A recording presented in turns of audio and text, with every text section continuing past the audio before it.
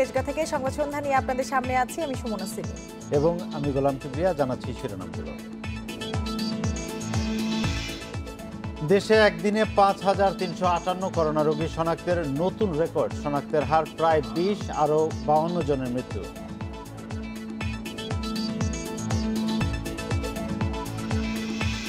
ভাড়া বাড়ালেও বাসে অর্ধেক যাত্রীর নির্দেশনা অমান্য, অফিসগামী মানুষের দুর্ভোগ। লঞ্চেও ৬০% ভাড়া বাড়ানোর সুপারিশ।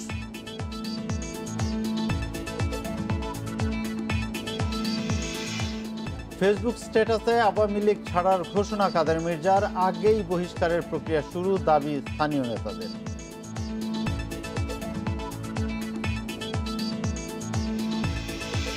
চট্টগ্রাম ও ব্রাহ্মণবাড়িয়ায় হেফাজতে তাণ্ডবের ঘটনায় ১৫ মামলা, আসামি ১০,৫০০। হামলা পূর্ব পরিকল্পিত বললেন হানিফ।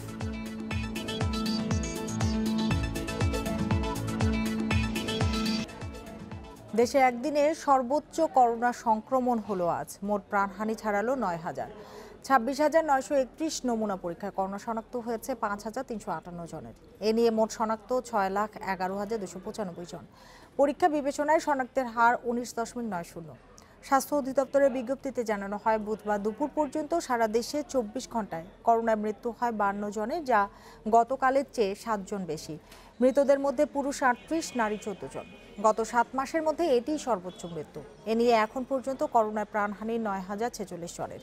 এছাড়া নতুন সুস্থ ২,২২১ জন, মোট সুস্থ ৫,৪২,৩৯৯ জন।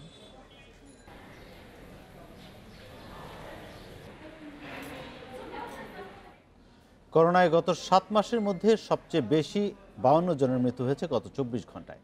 আর টানা ৩ দিন ধরে নতুন রোগী ৫,০০০-এর বেশি। বুধবার আক্রান্ত ৫,৩৫৮ জন, যা একদিনের সর্বোচ্চ শনাক্তের রেকর্ড।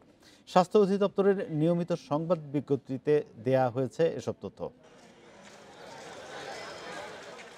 দেশে করোনা সংক্রমণ চূড়ায় ওঠে গত বছরের জুন জুলাইয়ে। এরপর ক্রমান্বয়ে কমে এলেও মার্চ জুড়েই ঊর্ধ্বমুখী সংক্রমণের হার। গত ৩ দিন ধরেই করোনা সংক্রমণের সংখ্যা ৫,০০০-এরও বেশি। বুধবার দিনে সর্বোচ্চ শনাক্তের রেকর্ড ৫,৩৫৮ জন। পরীক্ষা বিবেচনায় শনাক্তের হার ১৯.৯০। দেশে করোনা রোগীর সংখ্যা এখন ৬,১১,২৯৫ জন। এই মুহূর্তে সংক্রমণ যে হারে বাড়ছে, এভাবে বাড়তে থাকলে তীব্র সংক্রমিত রোগীর সংখ্যাও বাড়বে, যারা কিনা হাসপাতালে ভর্তি হয়ে চিকিৎসা নেবেন। হাসপাতাল ব্যবস্থাপনা পুরোপুরি বিপর্যয়ের মুখে পড়ে যাবে এবং অনেক রোগী চিকিৎসা না পেয়েই হয়তোবা মারা যেতে পারে। সংক্রমণ বাড়ায় বাড়ছে প্রাণহানিও। বুধবার ৫২ জনের মৃত্যু গত ৭ মাসের মধ্যে সর্বোচ্চ। এর আগে গত বছর ২৬ আগস্ট ৫৪ জনের মৃত্যু হয়েছিল। আর একদিনে সর্বোচ্চ মৃত্যু গত বছরের ৩০ জুন ৬৪ জন। যে কোনোভাবেই হোক ট্রান্সমিশনটাকে স্লো করতে হবে। ট্রান্সমিশনটাকে স্লো করার এখন একমাত্র উপায় হচ্ছে পার্শিয়াল অথবা টোটাল লকডাউন। শুধুমাত্র স্বাস্থ্যবিধি মেনে এখন আর মনে হয় ট্রান্সমিশনটাকে স্লো করা যাবে না। বিভাগওয়ারি পরিসংখ্যানে দেখা গেছে, আক্রান্ত ও মৃত্যুর হারের দিক থেকে ঢাকা শীর্ষে। বুধবার মৃত্যু হওয়া ৫২ জনের ৩৪ জনই ঢাকা বিভাগের। এরপর চট্টগ্রামে ৯, রাজশাহীতে ৩, খুলনায় ৩, সিলেটে ২ এবং ১ জনের মৃত্যু হয়েছে রংপুর বিভাগে। Shahriar Anirban, independent news, Dhaka. ভাড়া বাড়লেও আসন সংখ্যার অর্ধেক যাত্রী নেয়ার নির্দেশনা মানছে না অনেক বাস। আবার ৬০% ভাড়া বাড়ানোর সিদ্ধান্ত হলেও অনেক বাসে আদায় করা হচ্ছে দ্বিগুণ ভাড়া। নির্দেশনা বাস্তবায়নে মাঠে দেখা যায়নি বিআরটি এর কোনো কর্মকর্তাকে। করোনা সংক্রমণ ঊর্ধ্বমুখী হয় বাসে আসন সংখ্যার অর্ধেক যাত্রী পরিবহনের সিদ্ধান্ত নেয় বিআরটিএ। বাড়ানো হয় ৬০% ভাড়া, যা কার্যকর হয় বুধবার। রাজধানীতে চলাচলকারী বেশিরভাগ বাসেই মানা হচ্ছে না এসব নিয়ম। কোনো কোনো বাসে সব আসনেই নেওয়া হচ্ছে যাত্রী, আর দ্বিগুণ ভাড়া আদায়ের অভিযোগ তো আছেই। তবে বেশি যাত্রী ওঠার দায় যাত্রীদের উপরই চাপাচ্ছেন পরিবহন শ্রমিকরা। করোনার মাঝে এমনিই সবাই বিপদগ্রস্ত আছে, এর মাঝে আবার ভাড়া বাড়াইছে, আমাদের জন্য যাতায়াতে একটু ব্যয়বহুল হয়ে যায় আর কি। সকালে আইসি ১০০ টাকা দিয়ে, এখন আবার যাবো ১০০ টাকা দিয়ে, আগে নিত ৫০। যত যাচ্ছে আমার করানোর কথাই তারা পাত্তা দিচ্ছে না। ইভেন মানে তাদের মধ্যে করতেছে, আবার গেট খুলে এখান থেকে লোক তুলতেছে। ধাক্কাতে চলছে, জিজ্ঞেস করেন, ধাক্কা দৌড়ছে গাড়ি ভরে। বরাবরের মতো গদবাধা কথাই বলছে পরিবহন মালিক সমিতি। যারা নিয়ম মানবে না তাদের বিরুদ্ধে কঠোর ব্যবস্থা নেওয়ার হুঁশিয়ারি দিচ্ছেন পরিবহন নেতারা। অথচ এর আগেরবার কোনো অনিয়মের বিরুদ্ধে ব্যবস্থা নেওয়া হয়নি। যেসব জায়গায় স্বাস্থ্যবিধি মানা হচ্ছে না সেসব জায়গায় স্বাস্থ্যবিধি মানার জন্য আমরা আমাদের লোকজন কাজ করতেছে, তাদের অ্যাওয়ারনেস বিল্ড আপ করার জন্য কাজ করতেছে। যাত্রীদের কোনো পক্ষের মতামত না নিয়ে ভাড়া বাড়ানোর পর মাঠে কোনো তৎপরতা দেখা যায়নি বিআরটিএর। বনি ইবনে কামাল, ইন্ডিপেন্ডেন্ট নিউজ, ঢাকা। আগামীকাল থেকে স্বাস্থ্যবিধি মেনে অর্ধেক যাত্রী নিয়ে লঞ্চ চলাচলের শর্তে 60% ভাড়া বাড়ানোর সুপারিশ করেছে বিআইডব্লিউটিএ। নৌপরিবহন মন্ত্রণালয়ের অনুমোদন পেলেই নতুন এ সিদ্ধান্ত কার্যকর করা হবে বলেও জানায় সংস্থাটি। বিকেলে বিআইডব্লিউটিএ এবং লঞ্চ মালিকদের সঙ্গে বৈঠকে ভাড়া নির্ধারণ করে সংস্থাটি। সেই সাথে লঞ্চের স্বাস্থ্যবিধি পুরোপুরি মানতে লঞ্চ মালিকদের নির্দেশ দেওয়া হয়েছে বলে জানান বিআইডব্লিউটিএর পরিচালক রফিকুল ইসলাম। এর আগে সকালে সচিবালয়ের সংবাদ সম্মেলনে প্রতিমন্ত্রী খালিদ মাহমুদ চৌধুরী বলেন, যাত্রী কম পরিবহন করায় ভাড়া অবশ্যই বাড়াতে হবে, ভাড়া বাড়ানোর পাশাপাশি পরিবহন সংখ্যাও বাড়ানো হবে। 50% যাত্রী নিয়ে চলতে গেলে সেখানে তাদের ভাড়ার বৃদ্ধিটি যৌক্তিকভাবেই বৃদ্ধি করা প্রয়োজন।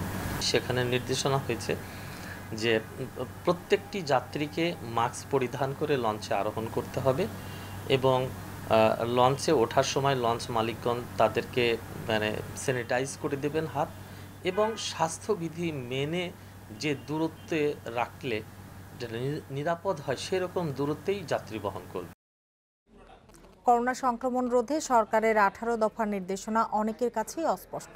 সামাজিক, রাজনৈতিক, ধর্মীয় অনুষ্ঠানে জনসমাগম সীমিত করার কথা বলা হলেও নির্দিষ্ট সংখ্যা উল্লেখ করা হয়নি। ফলে নির্দেশনা বাস্তবায়ন নিয়ে সন্দেহ প্রকাশ করেছেন জনস্বাস্থ্য বিশেষজ্ঞরা। তাদের মতে পরিস্থিতি মোকাবিলায় কঠোর বিধিনিষেধের কোনো বিকল্প নেই।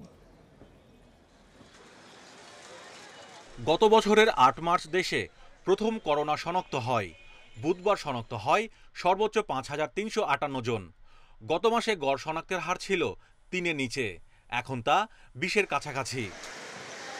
সংক্রমণ ঊর্ধ্বগতিতে 18 দফা নির্দেশনা জারি করেছে সরকার, কিন্তু এতে কর্মপদ্ধতি নেই বলে মত বিশেষজ্ঞদের।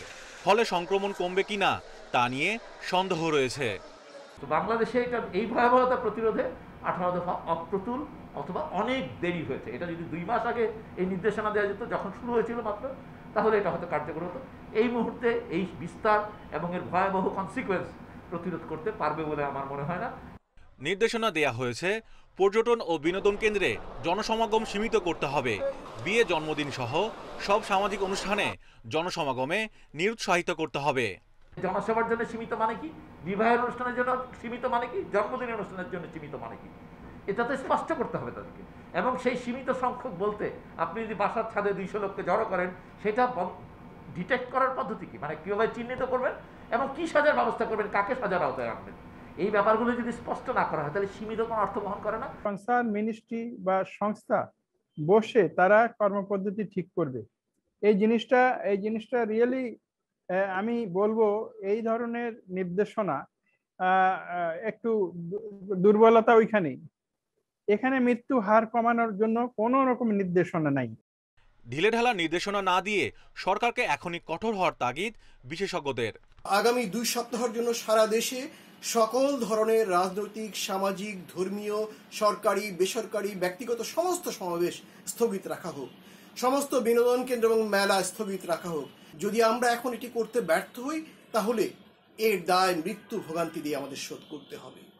সংক্রমণ নিয়ন্ত্রণের পাশাপাশি হাসপাতালে বেড বাড়ানোর পরামর্শ বিশেষজ্ঞদের। Mahmudul Hasan, independent news, Dhaka. আগামী সপ্তাহ থেকে নিশ্চিত করা হবে অর্ধেক জনবল নিয়ে সরকারি অফিস। ডিউটি রোস্টার অনুযায়ী 3 দিন অফিসে এবং 2 দিন বাসায় থেকে কাজ করতে হবে বলে জানিয়েছেন জনপ্রশাসন প্রতিমন্ত্রী ফরহাদ হোসেন। করোনা ভাইরাসের ঊর্ধ্বমুখী সংক্রমণের জন্য সংক্রমণ রোধে 18টি নির্দেশনা জারি করে সরকার। সোমবার প্রধানমন্ত্রীর মুখ্য সচিব ডক্টর আহমদ কায়কাউস স্বাক্ষরিত 2 সপ্তাহের জন্য এ নির্দেশনা জারি করা হয়। নির্দেশনা জারির 2 দিন পরে আবারও সচিবালয়ে নিজ দপ্তরে সাংবাদিকদের সঙ্গে কথা বলেন জনপ্রশাসন প্রতিমন্ত্রী ফরহাদ হোসেন। এ সময় অর্ধেক জনবল নিয়ে অফিস চালানো শুরুর বিষয়ে জানতে চাইলে তিনি জানান, আগামী 2-1 দিনের মধ্যে অর্ধেক জনবল নিয়ে সরকারি অফিস পরিচালনা নিশ্চিত হবে।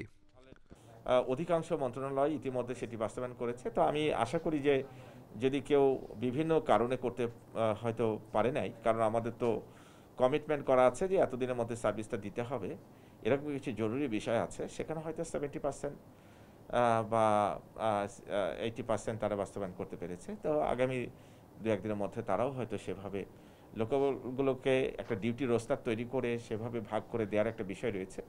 তো আমার মনে হয় খুব দ্রুত সেটা আমরা করতে চাচ্ছি। তিনি জানান, জনপ্রশাসন মন্ত্রণালয় ইতোমধ্যে নির্দেশনা বাস্তবায়ন করেছে। বিভিন্ন মন্ত্রণালয় শতভাগ বাস্তবায়ন করতে না পারলেও প্রায় 70 ভাগ করতে সক্ষম হয়েছে বলে দাবি করেন তিনি। প্রতিমন্ত্রী বলেন, যারা অত্যন্ত জরুরি কাজে সম্পৃক্ত নন সেখানে জনবলের অর্ধেক থাকবেন। আমাদের কোনো সমস্যা হয় না বাসা থেকে কাজ করাটা, তবে যেখানে যখন যাদের খুব জরুরি ভিত্তিতে থাকার দরকার, আমি যে ডিউটি রোস্টার করব, হয়তো এমন হতে পারে যে প্রথম একটি সপ্তাহে 3 দিন হয়তো কাউকে অফিসে থাকতে হবে, 2 দিন সে বাসা থেকে কাজ করবে। অর্ধেক জনবল দিয়ে অফিস করার ক্ষেত্রে কাজে কোনো নেতিবাচক প্রভাব পড়বে না বলে জানান প্রতিমন্ত্রী। ডিজিটাল প্ল্যাটফর্মে অভ্যস্ত হওয়ায় বাসা থেকে অফিস করতেও অসুবিধা হবে না বলে জানান তিনি। Hasib Mahmud Shah, independent news, Dhaka. এবার আওয়ামী লীগ ছাড়ার ঘোষণা দিলেন ওবায়দুল কাদেরের ছোট ভাই কাদের মির্জা।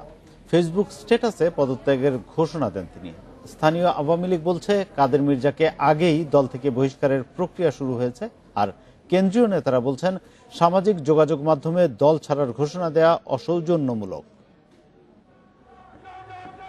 নোয়াখালীর বসুরহাট পৌর নির্বাচনের আগে আওয়ামী লীগ দলের সাধারণ সম্পাদক ওবায়দুল কাদের ও তার পরিবারের বিরুদ্ধে বক্তব্য দিয়ে আলোচনায় আসেন আব্দুল কাদের মির্জা। নৌকা প্রতীকে পৌর মেয়র নির্বাচিত হওয়ার পরও ভোল পাল্টাননি তিনি। কাদের মির্জার বড় পরিচয় আওয়ামী লীগের সাধারণ সম্পাদক ওবায়দুল কাদেরের ছোট ভাই, এছাড়া কোম্পানীগঞ্জ উপজেলা আওয়ামী লীগের সদস্য। বুধবার সকালে নিজের ফেসবুক প্রোফাইলে দলীয় পদ ছাড়ার স্ট্যাটাস দেন তিনি। একটি ভিডিও বার্তাও আপলোড করেন। এ বিষয়ে ইন্ডিপেন্ডেন্ট টেলিভিশনের কাছে ব্যাখ্যা দেন আব্দুল কাদের মির্জা। এক ফেসে নির্যাতন হইতেছে, হামলা করলেও আমার উপর 6 বার, আর মামলাগুলো হয়েছে আমার অনুসারীদের বিরুদ্ধে, তাদের জামিনগুলো হইতেছে না। তারপরে তাদেরকে জেলখানাতে নির্যাতন করতেছে, তারপরে তাদেরকে হাসপাতালে, এখানে নোয়াখালী হাসপাতাল থেকে নির্যাতন করে বাইর করে দিয়েছে। একজন পুলিশ অফিসার আমার বাড়ি দিয়া আমার 2টা আঙ্গুল ভাঙিয়ে দিয়েছে। আমি এখানে কেন থাকবো? আমি আজীবনের জন্য রিজাইন করছি এবং আমি আওয়ামী লীগে আর ফিরে যেতাম। প্রতিক্রিয়ায় উপজেলা আওয়ামী লীগ বলছে, তাকে দল থেকে বহিষ্কারের উদ্যোগ টের পেয়েই ফেসবুকে পোস্ট দিয়েছেন তিনি। কোম্পানিগঞ্জ উপজেলা আওয়ামী লীগ তাকে বহিষ্কার করার জন্য জেলা কমিটির মাধ্যমে কেন্দ্রীয় কমিটির কাছে সিদ্ধান্ত করেছে। সে জানতে পারছে, সে মনে করছে যে সে কেন্দ্রীয় কমিটিতে তাকে বহিষ্কার করবো, এই জন্য সে নিজে আধভাগে দলের জন্য পদত্যাগ করে চলে যেতেছে। এদিকে কেন্দ্রের নেতারা বলছেন, পদত্যাগ করতে হলে উপজেলা আওয়ামী লীগের কাছে লিখিত আবেদন করতে হবে, ফেসবুকে নয়। যে কেউ পদত্যাগ করলে তিনি যে কমিটির মেম্বার সেই কমিটির সভাপতি সাধারণ সম্পাদক বরাবর লিখিত ভাবে পদত্যাগ করবেন, এটাই শিষ্টাচার। নিজে জমা দিতে পারেন কাগজ, অথবা কাউকে দিয়ে পাঠিয়ে দিতে পারেন, এটা শিষ্টাচার। এইটা না পাওয়া, মানে এই ধরনের লিখিত কোনো বিষয় না পাওয়া পর্যন্ত আমার মন্তব্য করা সমীচীন নয়। তবে বিকেল 5টার দিকে ফেসবুক থেকে পদত্যাগের পোস্ট সরিয়ে নেন আব্দুল কাদের মির্জা। মানুষের রাজনীতিতে ভুল হয়, কে শুদ্ধ করছে? শাহাদাত স্বপন, ইন্ডিপেন্ডেন্ট নিউজ, ঢাকা। চট্টগ্রামের হাটহাজারী ও ব্রাহ্মণবাড়িয়ার হেফাজতে সহিংসতার ঘটনায় এখন পর্যন্ত 15টি মামলা হয়েছে। এতে আসামি করা হয়েছে 10,500-এর বেশি মানুষকে। চট্টগ্রামের হাটহাজারী থানায় 6টি এবং পটিয়ায় 1টি মামলা করা হয়েছে। এসব মামলায় আসামি 2,500 মানুষ। এর মধ্যে 5টি মামলার বাদী পুলিশ এবং 2টি মামলা করেছে হাটহাজারী ভূমি অফিস। ব্রাহ্মণবাড়িয়ায় হেফাজতে তাণ্ডবের ঘটনায় 8 মামলায় আসামি করা হয়েছে 8,500-এর বেশি মানুষকে। তবে সেখানে হেফাজতের দায়িত্বশীল কোনো নেতাকর্মীর নাম নেই। এ পর্যন্ত ব্রাহ্মণবাড়িয়ার বিভিন্ন স্থান থেকে 21 জনকে আটক করেছে পুলিশ। হেফাজত কর্মীদের হামলার ঘটনায় 27 মার্চ থেকে 30 মার্চ পর্যন্ত সদর মডেল থানায় 6টি এবং আশুগঞ্জ থানায় 2টি মামলা করা হয়। এর মধ্যে 5টি মামলার বাদী পুলিশ, অন্য 3টি ক্ষতিগ্রস্ত প্রতিষ্ঠানের পক্ষ থেকে করা হয়েছে। ব্রাহ্মণবাড়িয়ার হামলা পূর্ব পরিকল্পিত, হেফাজতকে সাথে নিয়ে জামায়াত বিএনপি এ ঘটনা ঘটিয়েছে বলে মন্তব্য করেছেন আওয়ামী লীগের যুগ্ম সাধারণ সম্পাদক মাহবুবুল আলম হানিফ। দুপুরে ব্রাহ্মণবাড়িয়া প্রেস ক্লাবে এ মন্তব্য করেন তিনি। গেল 28 মার্চ হরতাল চলাকালে সরকারি বেসরকারি বেশ কটি স্থাপনা সহ ব্রাহ্মণবাড়িয়া প্রেস ক্লাবে হামলা চালায় হেফাজত কর্মীরা। হামলার শিকার হন কয়েকজন সাংবাদিক। দুপুরে ব্রাহ্মণবাড়িয়া প্রেস ক্লাব পরিদর্শন করে আওয়ামী লীগ প্রতিনিধি দল। এ সময় মাহবুবুল আলম হানিফ বলেন, স্বাধীনতার সুবর্ণ জয়ন্তীতে কালিমা লেপনের জন্যই পরিকল্পিতভাবে বিএনপি জামায়াত হেফাজতকে নিয়ে নাশকতা চালিয়েছে। পরে হেফাজত কর্মীদের দেয়া আগুনে ক্ষতিগ্রস্ত বিভিন্ন স্থাপনা ঘুরে দেখেন প্রতিনিধি দলের সদস্যরা।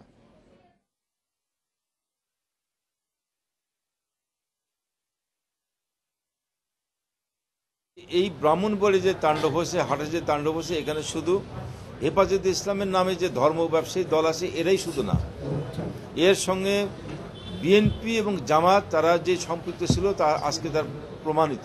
আগুন জ্বালিয়ে ধ্বংসাত্মক কার্যকলাপ করেছে, এগুলোকে কোনো মতেই বরদাস্ত করা হবে না।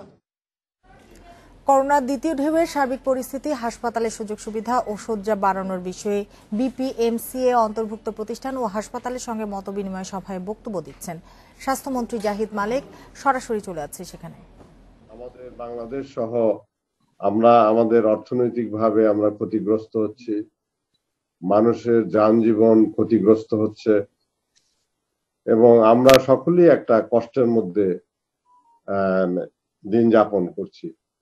আমাদের যখন কোভিড শুরু হয় 1 বছর হয়ে যায়, সে 1 বছরের মধ্যে প্রথম দিকে আমরা COVID-19 বিষয়ে, এই ভাইরাসের বিষয়ে আমাদের জানা ছিল না এবং কিভাবে আক্রান্ত হয়, কিভাবে কি চিকিৎসা দিতে হয় এ বিষয়ে আমাদের জানা ছিল না, পৃথিবীর কারো জানা ছিল না। আমরা গত 1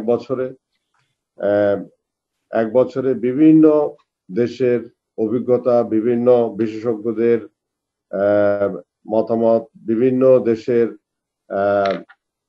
যারা সায়েন্টিস্টরা বিভিন্ন রকমের এ বিষয়ে গবেষণা করে আমাদেরকে অনেক শিখিয়েছে এবং আমরা বাংলাদেশে আপনাদেরকে নিয়ে কোভিড মোকাবেলা করতে সক্ষম হয়েছিলাম। আপনারা জানেন বাংলাদেশের কোভিড মোকাবেলার জন্য আমাদের ইউএনও প্রশংসা করেছে, WHO প্রশংসা করেছে, মাননীয় প্রধানমন্ত্রী প্রশংসা করেছে এবং ব্লুমবার্গ বাংলাদেশের প্রশংসা করেছে এবং অনেকেই প্রশংসা করেছে। আজকে এই প্রশংসার দাবিদার সকলেই ছিলেন। আপনারা সকলে কাজ করেছেন, আপনারা সকলে দীর্ঘ 1 বছর আপনারা পরিশ্রম করেছেন এবং একটি কষ্টের মধ্যে একটা সবসময় নিরাপত্তাহীনতার মধ্যে আমরা সকলে সময় কাটিয়েছি। এক পর্যায়ে আপনারা সকলে চিকিৎসা দিয়েছেন, আমাদের স্বাস্থ্য বিভাগও যথেষ্ট পরিশ্রম করেছে, সর্বস্তরের কর্মকর্তারা এবং কোভিড নিয়ন্ত্রণে চলে আসছিল। 1 মাস আগেও আমাদের সংক্রমণের হার 2-এ নেমে গেছিল, 1 মাসও হয় নাই, মার্চের শুরুর দিকেই 2-এর সামান্য একটু বেশি 2.3। আমাদের মৃত্যুর হার অনেক কমে গেছিল, 5-এ নেমে আসছিল এবং সংক্রমণের হার কমেছিল, সুস্থতার হার 92% পৌঁছায় গেছিল। আমরা সকলে খুব আনন্দিত ছিলাম, খুশি হয়ে গেছিলাম। আমার মনে হয় আমাদের এই যে নতুন যে আমরা যে খুশি হলাম, আমরা যে বেশি আনন্দিত হলাম, এটি হয়তো আমাদের জন্য কাল হয়ে দাঁড়িয়েছে। আমরা স্বাস্থ্য মন্ত্রণালয় এবং আপনারা সকলে মিলে কিন্তু অনেক কাজ একসঙ্গে আমরা করছি, এটা অনেকেই হয়তো বুঝতে পারে না। আপনাদেরকে নিয়ে আমরা সকলে একসঙ্গে আমরা টিকা কর্মসূচি চালিয়ে যাচ্ছি। আপনারা লক্ষ লোক টিকা পাচ্ছে, একই সঙ্গে করোনা টেস্ট করে যাচ্ছি, একই সময়ে এখন দেখেন প্রায় 30,000-এ পৌঁছাইছে টেস্টে। একই সময়ে করোনা চিকিৎসা দিয়ে যাচ্ছি, একই সময়ে হাসপাতালের নতুন জায়গা তৈরি করতে হচ্ছে, একই সময়ে সব ধরনের যে নরমাল কাজ যেটা আছে সেটাও আমরা করে যাচ্ছি এবং এখন যেটা আফসোসের বিষয় হয়ে গেছে যে ইদানিং আপনারা দেখলেন যে গত 20 দিনে করোনা সংক্রমণের হার সেটা এত বেশি বৃদ্ধি পেল, ড্রামাটিক ওয়েতে বৃদ্ধি পেল। আমরা বুঝতেই পারছি না যে কিভাবে এত বৃদ্ধি পেল। করোনা পরিস্থিতি নিয়ে বলছিলেন স্বাস্থ্যমন্ত্রী জাহিদ মালেক। যাচ্ছে পরের প্রসঙ্গে। করোনার টিকা কেনার যাবতীয় অর্থ পরিশোধ করা হয়েছে, তাই দ্বিতীয় ডোজ নিয়ে কোনো সংশয় নেই বলে জানিয়েছেন অর্থমন্ত্রী আ.হ.ম মোস্তফা কামাল। দুপুরে অনলাইন অর্থনৈতিক বিষয়ক ও সরকারি ক্রয় সংক্রান্ত মন্ত্রিসভা কমিটির বৈঠক শেষে সাংবাদিকদের এক প্রশ্নের জবাবে তিনি একথা জানান। এ সময় অর্থমন্ত্রী জানান, করোনা পরিস্থিতি নিয়ন্ত্রণে থাকলে অর্থনীতিতে কোনো ধরনের সমস্যা হবে না। তবে করোনার প্রভাবে আন্তর্জাতিক ক্রেতারা ক্ষতিগ্রস্ত হলে দেশেও প্রভাব পড়বে। তিনি বলেন, কিছু বিষয়কে সামনে রেখে করোনাকে নিয়ন্ত্রণে আনার চেষ্টা করছে সরকার। নির্দেশনাগুলো প্রতিপালন হলে করোনা সংক্রমণ কমে আসবে বলে আশা করেন তিনি। জিডিপি প্রবৃদ্ধির পূর্বাভাস দিয়ে বিশ্বব্যাংকের প্রতিবেদন বিষয়ে অর্থমন্ত্রী বলেন, সরকারের সাথে সংস্থাটির পার্থক্য সাময়িক। ক্রয় কমিটির সভায় ভারত থেকে প্রতি টন $416 50,000 টন সেদ্ধ চাল আমদানির নীতিগত অনুমোদন দেওয়া হয়। এই ধরনের কোনো মেসেজ আমার কাছে নেই। আমাদের মাননীয় স্বাস্থ্যমন্ত্রী মহোদয় তিনি বলতে পারবেন। একটু আগে আমাদের একসাথে মিটিং ছিলাম, এই ধরনের কোনো উৎকণ্ঠা বা অ্যাপ্রিহেনশন তিনি এক্সপ্রেস করেন নাই এবং আমরা অবহিত না। নানার জন্য নানা কথা বলতে এখন আমাদের we have already paid the money for the vaccines. Vaccine আমরা না পাওয়ার কোনো কারণে পাবো। করোনায় সরকারি ও বেসরকারি প্রতিষ্ঠানে 50% জনবল দিয়ে কাজ করার সরকারের নির্দেশনার প্রভাব নেই ব্যাংক ও আর্থিক প্রতিষ্ঠানে। বাংলাদেশ ব্যাংকের সুনির্দিষ্ট নির্দেশনা না আসায় আগের মতো জনবল দিয়েই কাজ করছেন তারা। তবে বাংলাদেশ ব্যাংক বলছে, শিগগিরই এ বিষয়ে সিদ্ধান্ত নেওয়া হবে। করোনার প্রভাব বেড়ে যাওয়ায় গত 29 মার্চ জরুরি সেবা ছাড়া সকল সরকারি ও বেসরকারি প্রতিষ্ঠানে 50% জনবল দিয়ে কাজ করানোর নির্দেশনা দেয় সরকার। তবে বাংলাদেশ ব্যাংক থেকে এ বিষয়ে কোনো নির্দেশনা না থাকায় এখনো আগের মতো জনবল দিয়ে কাজ করছে ব্যাংকগুলো। ব্যাংক সংশ্লিষ্টরা বলছেন, সরকারের নির্দেশনা অনুযায়ী স্বাস্থ্যবিধি মেনে চলছেন তারা। তবে অর্ধেক জনবলে কাজ করার কোনো নির্দেশনা দেয়া হয়নি তাদের। বাংলাদেশ ব্যাংক থেকে নির্দেশনা আসে তাহলে আমরা ওইভাবে জনবল কমিয়ে এবং তাদের নির্দেশনা অনুযায়ী সময় কমিয়ে আমরা ওইভাবে সেবা কার্যক্রম অব্যাহত রাখবো। যদিও এখনো পুরো কার্যক্রমই চলছে। মেইনলি কাস্টমার সার্ভিসের লোক কমাই ফেলবো যাতে ওই কজনই দ্রুত সার্ভিস দিতে পারেন। আমরা গতবার করোনাতে আমার ব্রাঞ্চ কখনোই বন্ধ ছিল না, কন্টিনিউশন ছিল সার্ভিস। বাংলাদেশ ব্যাংক বলছে, সরকারের নির্দেশনা কিভাবে বাস্তবায়ন করা হবে তা নিয়ে চিন্তা করছেন তারা। বাংলাদেশ ব্যাংকের তরফ থেকে চিন্তা ভাবনা করে গভর্নমেন্টের নির্দেশনা অনুযায়ী কোভিড আবার মাত্রাতিরিক্ত হচ্ছে, সেই ক্ষেত্রে আমরা হয়তো ব্যাংকগুলোকে আমরা আবার বলবো যে তোমরা রোটেশনের ভিত্তিতে তোমরা দায়িত্ব পালন করো। পরবর্তী সিদ্ধান্ত না দেয়া পর্যন্ত আগামী 2 সপ্তাহের জন্য সরকারের 18 দফা নির্দেশনা কার্যকর থাকবে। গেল বছর করোনার সংক্রমণ বেড়ে যাওয়ায় ব্যাংকগুলোতে অর্ধেক জনবল দিয়ে কাজ করানোর নির্দেশনা দেয় Bangladesh bank. Sohel Rana, independent news, Dhaka. দেশে দক্ষিণ কোরিয়ার বিনিয়োগ বাড়লেও 1 দশক ধরে থমকে আছে দ্বিপাক্ষিক বাণিজ্য। বাংলাদেশে ব্যবসা পরিচালনার ক্ষেত্রেও কিছু সমস্যায় পড়ছেন দেশটির ব্যবসায়ীরা। HSBC ব্যাংক আয়োজিত অনলাইন আলোচনায় এসব কথা জানান ঢাকায় নিযুক্ত দক্ষিণ কোরিয়ার রাষ্ট্রদূত। এ সময় প্রধানমন্ত্রীর বেসরকারি শিল্প ও বিনিয়োগ উপদেষ্টা সালমান এফ রহমান বলেন, বিদেশি ব্যবসায়ীদের জন্য সহায়ক পরিবেশ তৈরিতে বেশ কিছু পদক্ষেপ নিয়েছে সরকার। পোশাকসহ বিভিন্ন খাতে বাংলাদেশে ব্যবসা করছে 200 দক্ষিণ কোরিয়ান কোম্পানি। 10 বছর আগে বাংলাদেশে দেশটির বিনিয়োগ ছিল $34 কোটি, বর্তমানে যায় $117 কোটি। মোট বিনিয়োগের 74% পোশাক খাতে। বিনিয়োগ বাড়লেও দ্বিপাক্ষিক বাণিজ্য তেমন বাড়েনি। 1 দশক ধরে থমকে আছে একই জায়গায়। দূতাবাসের হিসাবে বর্তমানে দুদেশের মধ্যে $160 কোটি পণ্য বেচা কেনা হয়। দেশটির রাষ্ট্রদূত বলেন, বিদ্যমান কোম্পানিগুলো ব্যবসার ভালো পরিবেশ পেলে এদেশে আসতে উৎসাহিত হবে নতুন নতুন কোম্পানি। একইভাবে দুদেশের মধ্যে বাণিজ্য বৃদ্ধিরও সুযোগ দেখছেন রাষ্ট্রদূত। আমাদের দ্বিপাক্ষিক বাণিজ্য প্রায় $160 কোটি। 10 বছর ধরে এটা একই অবস্থানে আছে। এই সময়ে কোরিয়ায় বাংলাদেশের রপ্তানি বেড়েছে, অন্যদিকে বাংলাদেশে কোরিয়ার রপ্তানি কমেছে। আলোচনায় কোরিয়ায় নিযুক্ত বাংলাদেশের রাষ্ট্রদূত জানান, দুই দেশের মধ্যে বাণিজ্য ও বিনিয়োগ বাড়াতে মুক্ত বাণিজ্য চুক্তি করার প্রস্তাব দেয়া হয়েছে। আমরা দক্ষিণ কোরিয়ার সাথে এফটিএ করতে বাণিজ্য মন্ত্রণালয়কে সুপারিশ করেছি। বাণিজ্য মন্ত্রণালয় একটি যৌথ সমীক্ষা করতে রাজি হয়েছে। কোরিয়ান ব্যবসায়ীদের প্রশ্নের জবাবে সালমান এফ রহমান জানান, বিদেশি বিনিয়োগ উৎসাহিত করতে বৈদেশিক মুদ্রা ব্যবস্থাপনা নীতিমালা সংস্কার করছে সরকার। পাশাপাশি নীতির ধারাবাহিকতা রক্ষায়ও পদক্ষেপ নেওয়া হয়েছে। বৈদেশিক মুদ্রা ব্যবস্থাপনার বিষয়টি আমরা অত্যন্ত গুরুত্ব দিয়ে দেখছি। বাংলাদেশ ব্যাংক ও অর্থ মন্ত্রণালয় এটা নিয়ে কাজ করছে। বিশ্ব পরিস্থিতির সঙ্গে মিল রেখে এই আইন সংশোধনের চেষ্টা চলছে। সালমান এফ রহমান বলেন, দক্ষ মানব সম্পদ উন্নয়ন ও উদ্ভাবনে বিনিয়োগ বাড়াচ্ছে সরকার। কৃষি সহ কিছু খাতে এর সফলতা মিলেছে বলেও জানান প্রধানমন্ত্রীর উপদেষ্টা। Ruhul Amin, independent news, Dhaka. কাল শেষ হচ্ছে বাংলাদেশের নিউজিল্যান্ড সফর। তৃতীয় টি-20তে মাহমুদুল্লাহদের সামনে হোয়াইট ওয়াশ এড়ানোর মিশন।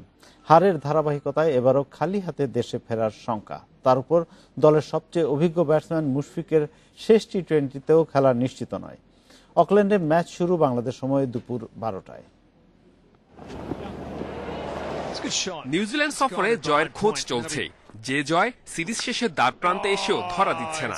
এখন পর্যন্ত 3 ওয়ানডে আর 2 টি-20 মিলে 5 ম্যাচের মধ্যে প্রাপ্তি বলতে ক্রাইস্টচার্চ আর নেপিয়ারে লড়াই করা।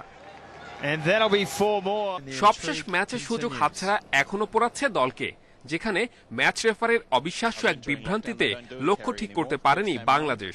সিরিজ হারের সাথে ম্যাচ রেফারির ভুলে আক্ষেপ বাড়ছে বাংলাদেশ দলের, তাতে সান্ত্বনা দেওয়ার লোক নেই। ফার্স্ট ম্যাচগুলো যেগুলো হয়েছে ওগুলোতে অত ভালো হয়নি, কিন্তু একটা নিজেকে এমন একটা ম্যাচ খেলে যে ম্যাচটা জিতানোর দিকে নিয়ে যাওয়া। তো কালকে এরকম একটা ছিল, উইকেটটাও ভালো ছিল, তো দিন শেষে ম্যাচটা জিতলে আরো ভালো লাগে। সিরিজ জুড়ে 3 ডিপার্টমেন্ট একসাথে জ্বলে উঠতে ব্যর্থ। কোনোদিন বিশেষ কোনো ডিপার্টমেন্ট শতভাগ সফল হতে পারেনি, যার খেসারত দিচ্ছে পুরো দল। হোয়াইট ওয়াশ এড়ানোর ম্যাচে 3 ডিপার্টমেন্টে মেলবন্ধন চান সৌম্য। যেমন লাস্ট ম্যাচে আমাদের ফিল্ডিং অনেক ভালো ছিল, একটা দুটো ছোট ছোট মিস্টেক হচ্ছে, এইগুলোই যদি আমরা মিস্টেকগুলো না করে যদি ওইগুলা ধরতে পারি বা নিজেদের গ্রিপে নিতে পারি, তা আমার কাছে মনে হয় যেমন ফিল্ডিং বলেন বা ব্যাটিং বা বোলিং, 3 ফরম্যাট একসাথে, 3টা ডিপার্টমেন্ট একসাথে হয়ে যদি আমরা ভালো করতে পারি, আমরা কালকে ম্যাচ জিততে পারবো। অকল্যান্ডে শেষ ম্যাচেও বৃষ্টি বাধা হয়ে দাঁড়াতে পারে। আবহাওয়ার পূর্বাভাসে ম্যাচের দিন বিকেল ও সন্ধ্যায় বৃষ্টির শঙ্কা আছে। Saiful Majumder, independent news. আর এর সঙ্গে শেষ করছি সংবাদ সন্ধ্যা। শেষ করার আগে শিরোনামগুলো জানিয়ে দিচ্ছি আরো একবার। দেশে একদিনে 5,358 করোনা রোগী শনাক্তের নতুন রেকর্ড। শনাক্তের হার প্রায় 20, আরো 52 জনের মৃত্যু। ভাড়া বাড়ালেও বাসে অর্ধেক যাত্রীর নির্দেশনা অমান্য। অফিসগামী মানুষের দুর্ভোগ। লঞ্চেও 60% ভাড়া বাড়ানোর সুপারিশ। ফেসবুক স্ট্যাটাসে আওয়ামী লীগ ছাড়ার ঘোষণা। কাদের মির্জার আগেই বহিষ্কারের প্রক্রিয়া শুরু, দাবি স্থানীয় নেতাদের। চট্টগ্রাম ও ব্রাহ্মণবাড়িয়ায় হেফাজতের তাণ্ডবের ঘটনায় 15 মামলা, আসামি 10,500। হামলা পূর্ব পরিকল্পিত বললেন হানিফ। আর এই ছিল এখনকার আয়োজন। ইন্ডিপেন্ডেন্ট টেলিভিশনের সব খবর আরো বিস্তারিত জানতে চোখ রাখুন ফেসবুক, ইউটিউব এবং টুইটারে। ধন্যবাদ সবাইকে এতক্ষণ সাথে থাকার জন্য।